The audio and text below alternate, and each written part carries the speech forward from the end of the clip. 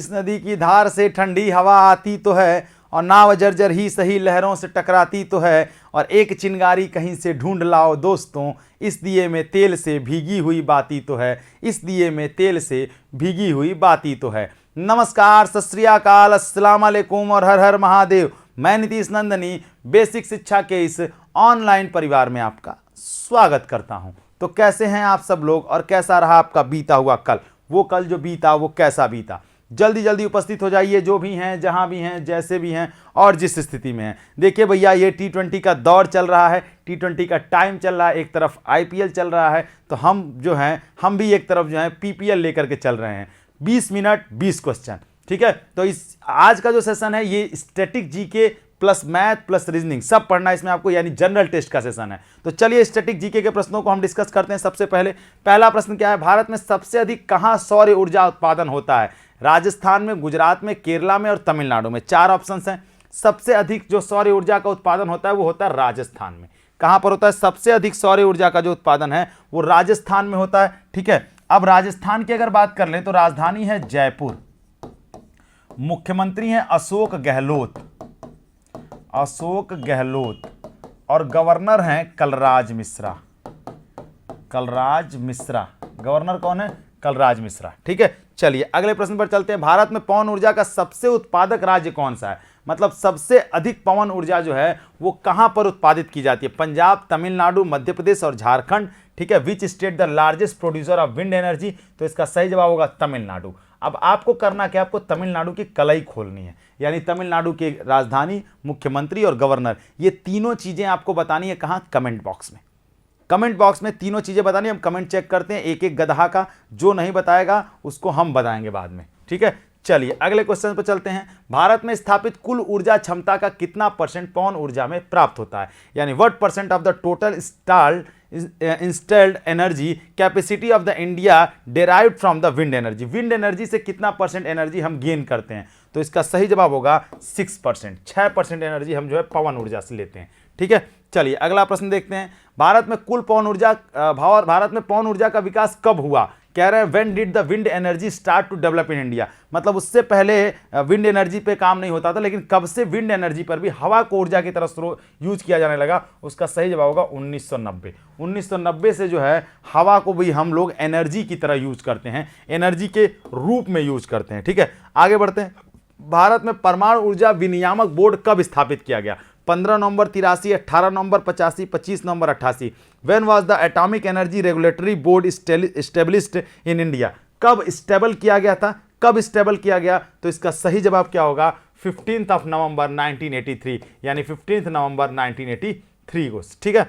अगले प्रश्न पर चलते हैं। परमाणु ऊर्जा नियामक बोर्ड का मुख्यालय कहां पर है? यानी where is the headquarter of the atomic energy regulatory board, ठीक है। तो इसका मुख्यालय कहां पर है? मुंबई में। कहां पर है? मुंबई में इसका हेडक्वार्टर है, ठीक है। तो चलिए यहीं तक की कहानी थी। अब इसके बाद का जो सेशन है वो आगे चलेगा। तो चलिए बच्चों, पीपीएल की सीरीज में बात करते हैं न्यूमेरिकल एबिलिटी के सेक्शन की। तो आज का न्यूमेरिकल एबिलिटी का जो पहला क्वेश्चन है वो कह रहा है वो एक छोटी सी छोटी संख्या कौन सी है जिसे इन 4 संख्याओं से भाग देने पर रिमाइंडर यानी कि शेषफल हर दशा में 1 बचे। ये क्वेश्चन काफ़ी बार आता है, रिमाइंडर बचवाएगा, यानी कि ये जो भी संख्याएं लिखी हुई हैं ये इनके एलसीएम से 1 ज़्यादा लिखा हुआ है, क्योंकि जब रिमाइंडर 1 बच रहा है यानी कि हर किसी में 1 नंबर ज़्यादा है। तो आपको सिंपली करना क्या है? 8, 9 और 12 और 15 का कर लेना है एलसीएम, ठीक है। अब देखिए, अगर हम इसको 2 से करते हैं तो 2 4 जा 8, ये 9 ही रहेगा, और 2 6 जा 12, ये 5 ही रहेगा। फिर हमें 2 से करना है, 2 2 ये हो जाएगा आपका 9 9 ही रहेगा, ये 3 और ये हो जाएगा 5। फिर आपको 2 से करना है तो ये 1 9 3 और 5। फिर आपको 3 से करना है तो ये 3 हो जाएगा, ये 1 हो जाएगा, ये 5 हो जाएगा, ये 1, और फिर 3 से करना है, फिर 5 से करना है। तो कितना हो जाएगा? ये हो जाएगा 5 थी 15, 15 थी 45, दूनी 90, 90 चुके होता है 360, यानी कि 360 एलसीएम है इसका। लेकिन इन संख्याओं में एक ज़्यादा नंबर है, यानी कि +1। एक रिमाइंडर तभी बचेगा जब उसके अंदर ज़्यादा होगा। तो आंसर हो जाएगा आपका 361, यानी कि डी ऑप्शन। क्लियर है? आगे देखिए, नेक्स्ट क्वेश्चन की अगर मैं बात करूं, ये आपका रेशियो का बहुत बेहतरीन क्वेश्चन है। कह रहा कि द सम ऑफ 3 नंबर, 3 संख्याओं का योग 64 है, जिनमें पहली संख्या और दूसरी संख्या का अनुपात ये है, दूसरी और तीसरी का अनुपात ये है। तो हम कहेंगे कि 3 संख्या हमारी ABC है, एक अनुपात में लिख लो। तो देखो पहली और दूसरी का जो अनुपात है वो 3 और 5 का है, ठीक है ना। दूसरी और तीसरी का अनुपात जो है वो 5 और 8 का है। मैंने आपको कई बार बताया, यहाँ 5 लिख लो, यहाँ भी 5 लिख लो। तो आप करेंगे क्या, 5 या 15, ये हो जाएगा 25, ये हो जाएगा 40, ये कितना हो जाएगा 40। इसको थोड़ा सा शॉर्ट भी कर सकते हैं, तो 5 या 15 हो जाएगा, 5 25 25 हो जाएगा, और ये आपका 5 8 40 हो जाएगा। ये तीनों संख्याओं का अनुपात आ गया एक साथ। कह रहा है कि इनका योग 64 के बराबर है, तो यूनिट वाइज ये लिखा हुआ है। तो आपका 16 का मतलब 64 से है, 16 का मतलब क्या है, 64 से है, यानी 1 का मतलब है 4 से। देखिए इन सबका योग करोगे तो 16 आएगा, और योग कह रहा है कि 64 है, तो यहाँ का 16 वहाँ का 64, तो यहाँ का 1 वहाँ का 4, तो यहाँ का बीच वाला संख्या पूछा है यानी सेकंड नंबर, तो यहाँ का 5 वहाँ के 4 गुणा 5 यानी कि 20 के बराबर हो जाएगा। ये सबसे अच्छा तरीका होता है इसको सॉल्व करने का, तो इसका आंसर 20 हो जाएगा।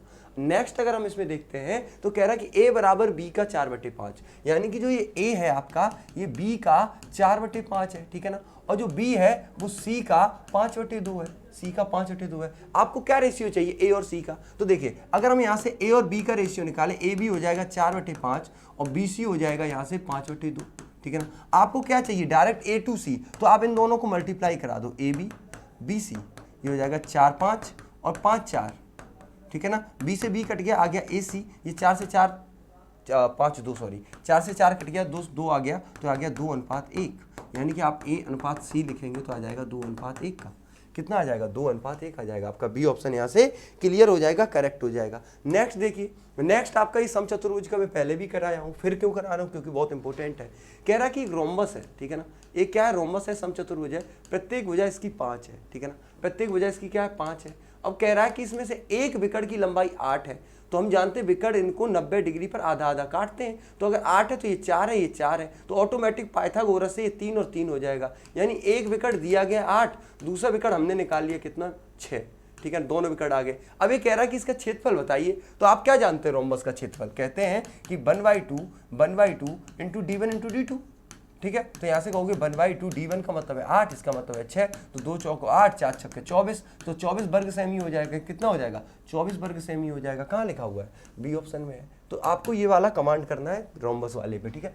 कह रहा है कि एक घन के प्रत्येक भुजा को 2 गुना कर दें तो इसके संपूर्ण क्षेत्रफल में कितने प्रतिशत की वृद्धि हो जाएगी। अभी देखिए यहाँ पे एक कॉन्सेप्ट छुपा हुआ है। जैसे मैंने कहा कि कोई घन है, घन की भुजा पहले थी a, तो इसका जो TSA है, टोटल सरफेस एरिया है, संपूर्ण क्षेत्रफल है, अभी 6a² है। अब इसको मैंने बढ़ा के कर दिया 2a, यानी कि इसको डबल कर दिया, तो आपका जो अब नया TSA बनेगा, TA' लिख लेता हूँ, ये बनेगा 6 2a का होल स्क्वायर, 2a का होल स्क्वायर। तो आप कहेंगे ये बनेगा 4 इंटू 6a²। आप कहेंगे 4 कहाँ से आ गया, तो 2 का स्क्वायर 4 बाहर कर लिया। अब जो वृद्धि या कमी होती है वो उनका माइनस करने पे होती है। मतलब देखो कितना हो गया, 2 क्वेश्चन बनते हैं। यहाँ से कहेगा कितना प्रतिशत हो गया, तो 400% हो गया, लेकिन कितने प्रतिशत की वृद्धि हुई, तो देखो पहले इसका 1 टाइम तो था ही, अब 4 टाइम हो गया, तो वृद्धि तो 4 - 1 बराबर 3 टाइम ही हुई है ना, यानी कि 300% हुई। 3 टाइम वृद्धि का मतलब 300%। और अगर आपसे ये कहता कि 2 गुनी करने के बाद ये कितना हो जाता है, तो उसका 4 गुना हो जाता है, और वृद्धि होती है 3 गुना, अंतर है दोनों में, ठीक है। क्या कह रहा था, average of 2 numbers, 2 number A B का एवरेज दिया गया, हम इनका योग लिखेंगे। ये एवरेज देंगे, हम इनका योग लिखेंगे। योग कैसे, एवरेज इंटू कितने नंबर का है उनका गुणा करा देते हैं। बी प्लस सी लिख लेंगे, बी प्लस सी का एवरेज दे रहा 19, हम लिख लेंगे इसको 38, ठीक है ना। ए प्लस सी यानी कि and C and A R, इस तरीके से, and C and A R, यानी सी और ए का 21, तो हम लिख लेंगे 42। सबको जोड़ लेंगे तो ये 2 टाइम ए प्लस बी प्लस सी हो जाएगा इधर, और ये आपका कितना हो जाएगा, ये हो जाएगा 4 12 120। तो आप कहेंगे कि सर ए प्लस बी प्लस सी बराबर 60 आ जाएगा। अब देखो अब क्या पूछा है, वैल्यू ऑफ ए, यानी कि ये तीनों का सम है, इसमें अगर बी सी वाला हटा दे तो ए की वैल्यू बचेगी, यानी कि इसमें बी सी यानी कि 38 को हटा दो, तो आप देखोगे तो ये कट जाएगा, ए बराबर आ जाएगा 22, ए बराबर कितना आ जाएगा, 22 आ जाएगा, ठीक है। बी सी भी निकाल सकते हैं। कह रहा 15 और 19, आपके पास कोई अनुपात है 15 और 19 का, कह रहा कि वह अनुपात 3 और 4 हो जाए, तो बताइए कि कितना कम कर दें, यानी कौन सी संख्या को घटा दें कि ये अनुपात यहाँ से यहाँ हो जाए। हमें ये संख्या चाहिए कौन सी है, हमने क्या बताया था, जब भी आप अनुपात में कहते हैं तो हम देखते हैं इनका अंतर कितना है। देखिए यहाँ पे इनका अंतर 4 का है, यहाँ पे इनका अंतर 1 का है, तो इसको 4 का बनाएंगे, कैसे, 4 का मल्टीप्लाई करके। देखिए ये हो जाएगा 12 और ये हो जाएगा 16। अब इसमें भी अंतर 4 का, उसमें भी अंतर 4 का। अब ये अंतर देख लो कि कितना कम हुआ है, तो 15 था 12 पे आ गए, यानी कि आपने 3 घटाया। एक तो तरीका ही है। दूसरा आप बाई ऑप्शन भी सोच सकते थे, ये अनुपात था तो देखो 15 और 19 का अनुपात है। इनमें से पहले ऑप्शन में देखो 3 हटाया तो 12 और ये कितना बचा 16। तो देखो 12-16 का अनुपात जो होता है वो 3 और 4 का ही अनुपात होता है, यानी कि पहला ऑप्शन ही सही हो जाएगा अगर आप बाई ऑप्शन भी चले जाएंगे, नहीं तो दूसरा देखते। ठीक है, नेक्स्ट देखिए, अगला कह रहा है ax² + bx + c। देखिए आपका जो अलजेब्रा पोर्शन है, एडवांस मैथ जो है, वो हम थोड़ा थोड़ा करके आपको बता रहे हैं, क्योंकि एक साथ बताएंगे आप घबरा जाएंगे। ये जरूर इस पे कमांड करिए द्विघात समीकरण पे। ये कह रहा है कि ax² + bx + c this is equal to 0 के मूल एक दूसरे के व्युत्क्रम है, जो रूट्स हैं वो एक दूसरे के रेसिप्रोकल है। अगर एक रूट अगर इसका अल्फा है तो दूसरा रूट 1/अल्फा होगा। ये होता है व्युत्क्रम होने का तरीका। हम क्या जानते हैं, हम जानते हैं प्रोडक्ट ऑफ रूट, यानी कि मूलों का गुणन क्या होता है। आप बताइए, मूलों का गुणन जो होता है वो c/a होता है, c/a होता है। तो आप देखिए मूलों का गुणन यानी कि अल्फा इंटू 1/अल्फा, यही तो मूल है। और वहां से देखो तो आएगा c/a, अल्फा से अल्फा कट जाएगा, आ जाएगा c = a। तो ये शर्त हमारी बन जाएगी c = a की। जनरल टेस्ट के इस T20 सीरीज में अब बारी है रीजनिंग की, और रीजनिंग के क्वेश्चंस आइए आपके सामने रखते हैं। तो सबसे पहले आपके क्वेश्चन है कोडिंग डिकोडिंग का, कि ब्लू को ग्रीन, ग्रीन को येलो, येलो को ऑरेंज, ऑरेंज को ब्लैक, ब्लैक को व्हाइट, व्हाइट को रेड, रेड को पिंक, पिंक को ब्राउन और ब्राउन को ग्रे कहते हैं। तो what is colour of human blood. जब भी आपके सामने ऐसा क्वेश्चन आए, लास्ट में एक क्वेश्चन लिखा होगा, ठीक है ना, उस क्वेश्चन का आंसर क्या होगा, डायरेक्ट आंसर लिख लेना। लिख रहा what is colour of human blood. Human blood का कलर क्या होता है, रेड होता है, ठीक है ना, ध्यान सुनिएगा। लेकिन आंसर इसका जो एग्जैक्ट आंसर होता है वो नहीं होता है। अब रेड को कौन सा कलर कहा जा रहा है, बस वो लिख दीजिए, वही आंसर हो जाएगा। तो रेड को क्या कहा जा रहा है, पिंक कहा जा रहा है, इसीलिए आंसर क्या हो जाएगा, पिंक हो जाएगा, गुलाबी हो जाएगा। समझे बात को। 2 स्टेप में, मतलब जो लास्ट लाइन का आंसर होता है उस कलर को क्या उसको कोड किया गया है वही लिख दीजिए, वही आपका ऑप्शन सही होगा। नेक्स्ट क्वेश्चन की तरफ आगे बढ़ते हैं। तो आपके सामने लिखा हुआ है choose the word which is least like the other word in the group, ठीक है ना। Coconut, flax, castor, barley. तो अगर आप देखोगे तो ये तीनों जो है क्या है, ऑयल सीड है, ठीक है ना। तेल, ये तेलहन है, ठीक है, पर ये क्या है, मोटहन है, ठीक है ना, अनाज वाली चीज है, ठीक है, क्या है, अनाज वाली चीज है। तो option D is the correct answer. Next बढ़ेंगे, 121, 143, 165, 187 सीरीज का सवाल है। तो हम सीरीज पकड़ने की कोशिश करेंगे। तो धीरे धीरे करते करते मैं डिड्यूस करूंगा कि पहले में 11 से 11 मल्टीप्लाई किया है, दूसरे में 11 से 13 मल्टीप्लाई किया है, ठीक है, तीसरे में 11 से 15 किया है, इसमें 11 से 17 किया है, तो नेक्स्ट में 11 से 19 करना चाहिए। 11 से 19 करेगा तो कितना आएगा, बताओ बताओ, 209 आएगा। क्या, option A is the correct answer. तो यही सीरीज है जिसको पकड़ना था, और आपको ये क्वेश्चंस करते करते आएगा, परेशान नहीं होना इसको लेके। आगे बढ़ते हैं। आपका ब्लड रिलेशन का सवाल है कि a man said to lady your mother husband sister is my aunt. ध्यान से सुनिएगा, उस लेडी की, ध्यान से सुनिएगा, मदर, उस लेडी की मदर, उस लेडी की मदर, ये लेडी हो गई, लेडी की मदर का हस्बैंड, ध्यान से सुनिएगा, का सिस्टर, ठीक है ना, हस्बैंड का सिस्टर, ठीक है ना, हस्बैंड का सिस्टर मेरी आंट है। क्या है, मेरी आंट है। तो अगर वो मेरी आंट है, ध्यान से सुनिएगा, मेरी आंट होने का मतलब क्या है कि वो मेरी चाची है, ठीक है ना। अगर ये मेरी चाची हुई, ठीक है ना, ध्यान सुनिएगा, ये किसी से शादी की होंगी और ये इनका कोई भाई होगा जिनका मैं लड़का होऊंगा, तभी ये चाची हो पाएंगी, ठीक है। तो पूछ रहा है उस महिला से पुरुष किस प्रकार संबंधित। अब ध्यान से सुनिएगा, मैं, मान लीजिए मैं हो गया, ठीक है ना, ये महिला के ही ले लीजिए, ठीक है ना, मैं महिला हो गई, ठीक है ना। मेरे मम्मी के पति मेरे पापा, पापा की बहन मेरी बुआ, बुआ के पति फूफा जी, उनके भाई का लड़का मेरा क्या हो गया, दूर का कजिन ब्रदर हो गया। क्या, तो क्या हो जाएगा, कजिन हो जाएगा। क्या, अब देखिए ऑप्शन में कजिन नहीं दिया, ध्यान से सुनिएगा, ठीक है ना, ऑप्शन में कजिन नहीं दिया है, और अगर वो कजिन न दिया हो ऑप्शन में, तो महिला के बारे में पूछा है तो उसको क्या कह देंगे, डॉटर, सॉरी बहन लिख देंगे, क्या, सिस्टर लिख देंगे। ब्रदर सिस्टर का ही रिलेशन हुआ इनके बीच, लेकिन एग्जैक्ट भाई बहन नहीं है, दूर के भाई बहन है, कजिन बोलेंगे, लेकिन ऑप्शन में कजिन नहीं दिया है, इसलिए हम सिस्टर मार रहे हैं ऑप्शन में, ठीक है ना। रीजनिंग में हमेशा बेस्ट पॉसिबल आंसर लेके आते हैं, मतलब सबसे नियरेस्ट आंसर जो पॉसिबल हो उसके बारे में। आगे बढ़ते हैं। आगे देखिए आपके सामने एक डायरेक्शन का सवाल है, B is in the east of. जब भी बात करेगा तो आप दिशा देवी को ऐसे बैठा दीजिए, ठीक है। फिर देखिए लिख रहा है, मान लीजिए कहीं से चालू करिए बनाना, कोई फर्क नहीं। B is in the east of A, तो मान लीजिए अगर ए यहां पे है, ठीक है ना, ए के ईस्ट में क्या है, बी है। अगर ए यहां पे है, ध्यान से सुनिएगा, तो अगर मैं ए की तरफ देखूं तो ईस्ट इधर आएगा, मतलब बी यहां पे आ जाएगा, ठीक है। Which is in the north of C, अब ये सी के नॉर्थ में होना चाहिए, तो सी अगर नीचे होगा तभी तो सी के ऊपर नॉर्थ आएगा। हम सी की तरफ देख के बात करेंगे, ठीक है ना।